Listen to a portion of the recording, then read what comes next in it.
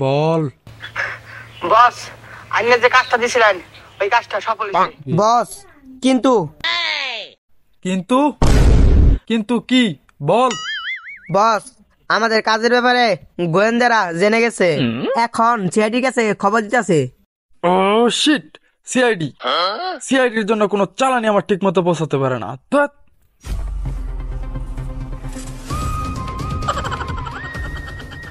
নানু একটা সিগারেট দাও। আরে বাকি টাকা পরিষ্কার কর, পরে সিগারেট নেওয়ার ব্যবস্থা কর। আমি কি তোমার বাকি টাকা মাইরা খেয়ে যাবো নাকি? একটা কেস পেল ওই সামনে, কেস পাইলে তোমার বাকি টাকা সব শোধ করে দিম। আচ্ছা সিগারেট না দিলে আপাতত একটা বিড়ি তো দাও। আরে বাকি টাকা পরিষ্কার না হওয়া পর্যন্ত আর 1 টাকা বাকি দেওয়া হবে না। আচ্ছা আচ্ছা ঠিক আছে, তোমার টাকা আগে শোধ করে দিমনি, না দিলা বিড়ি।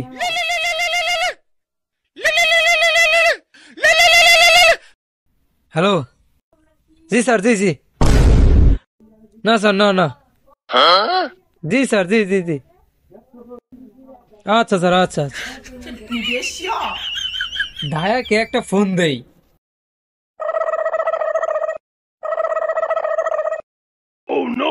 Hello sir. দায়া, তুমি ইমার্জেন্সি ডিউটিতে আসো। স্যার কালকে মাত্র বিয়ে করলাম, রাত্রে কিছুই করতে পারি নাই। আরে পাঠা, তুমি রাইতে যেহেতু কিছু করতে পারো না, দিনের বেলাও বসে থেকে আর লাভ নাই, তুমি কিছুই করতে পারবা না। তার চেয়ে বরং ডিউটিতে জয়েন করো, দুইজনে মিল্লা কেসটা হ্যান্ডেল মারি। স্যার এখন আমার ছুটি 2 দিন বাকি আছে। আরে গাধা, ওই ছুটির 2 দিন যদি তুমি বাড়িতে কাটাও তাহলে তরকারি তার আলু খুঁজে পাবা না।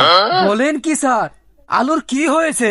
আরে তুমি তো জানোই দেশে আলু সংকট, একটা আলুই আছে, এই আলুটা গবেষণাগারে নিয়ে যাওয়ার সময় অপহরণ হয়েছে।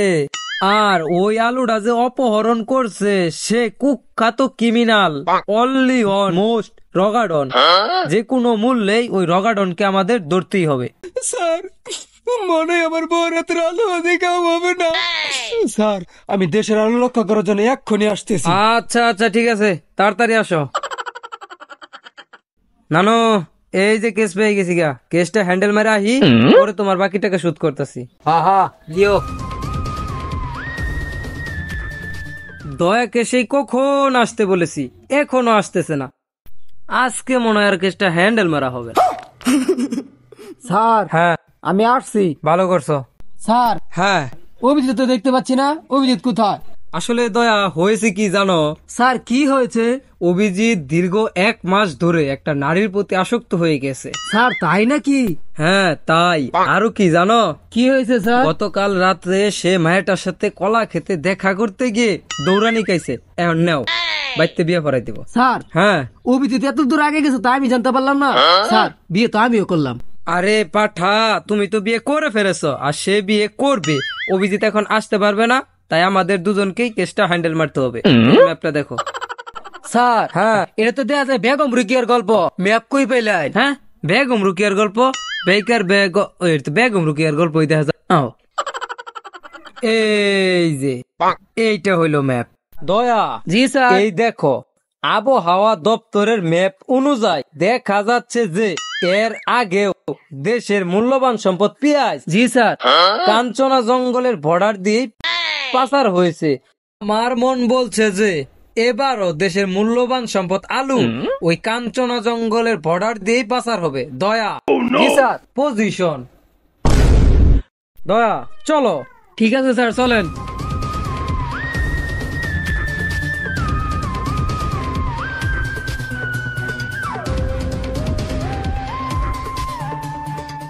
বস বল। এই জিনিসটা যে এত কষ্ট করে আনলাম, এই জিনিসটা ভেতর আছে নাকি সোনা দানা নাকি? তে শোনা না রে, শোনা না, এর ভিতরে আছে সোনার থেকেও দামি কিছু। আর যা আমি প্রচার করে দিব ভারতে, মোদি দাদু আমাকে প্রচুর টাকা দিবে, আর সেই টাকা দিয়ে আমি প্রতি রাতে একটা করে রাশিয়ান নাচাবো। হা হা হা। কিন্তু বস সিআইডি। সিআইডি? এর আগের বারও ধরা খেয়েছি আমি সিআইডির কাছে, দেখি এখন সিআইডি আমার কি ছিড়তে পারে। তবে দেখ এর মধ্যে কি ছিল। ও আলু। হ্যাঁ, আলু। আর এই আলুটা তোকে পৌঁছে দিতে হবে কাঞ্চনাগড় জঙ্গলে। ওইখানে গিয়ে দেখবি একজন কুটপরা লোক বন্দুক হাতে দাঁড়িয়ে আছে, ওর কাছে গিয়ে এই আলুটা তুলে দিবি। এই নে। ঠিক আছে বস। সাবধানে যাস।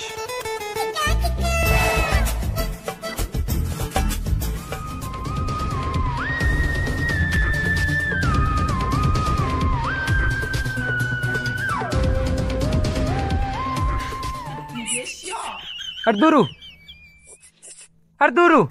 স্যার আইনের চিন্তা করতে হইতো না, আমি আইসা পড়ছি। বস আপনারে এই মালটা বাড়াইছে। ও বুঝছি, মেঘনা চাইতেই বৃষ্টি, ওরে টুপ দিয়াই রাগা দণ্ডে ধরতে হইব। আচ্ছা দেও।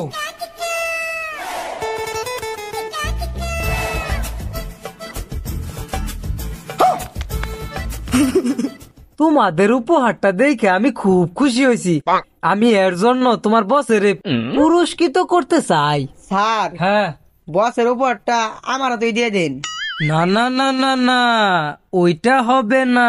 তোমার বসের উপহার তোমার বসের হাতেই দিব। তোমার বসকে ফোন দাও।